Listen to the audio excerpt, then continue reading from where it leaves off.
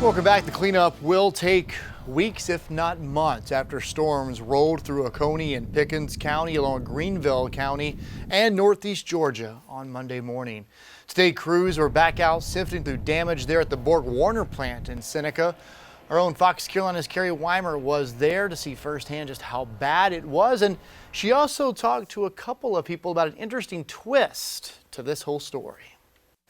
Think about the force of the tornado that came through Monday morning. Now, the National Weather Service says that it went for a stretch of about 17 miles. The width of it was 900 yards. That's like taking 9 football fields and stacking them end on end on end.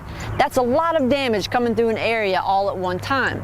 So much damage, in fact, that people all the way here in Liberty are still finding debris from the BorgWarner plant in their very own yards.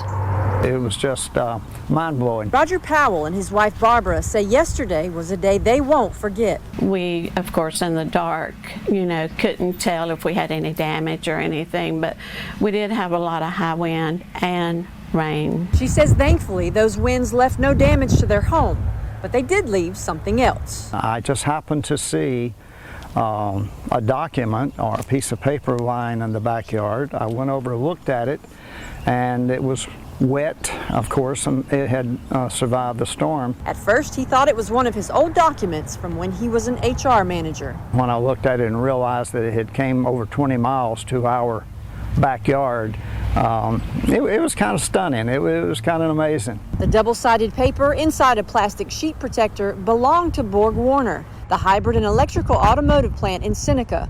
Around the corner, about a mile away, another piece was found. I was shocked. I can't believe that it ended up in our yard. We walked down to look at the tree that had fallen, and we saw a piece of metal in the yard, and I was like, what is that? Skipper says they had heard about the plant, and after a quick Google image search, realized it was the B from the BorgWarner sign. We immediately said, we have to post this and tell everybody about that, so we've gotten a big response from that. She says many have wanted to purchase it, but she's got other plans. I think we want to keep it.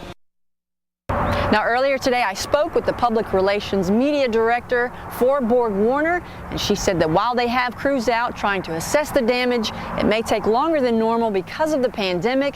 They still have to practice that social distancing, and they want to keep their employees safe.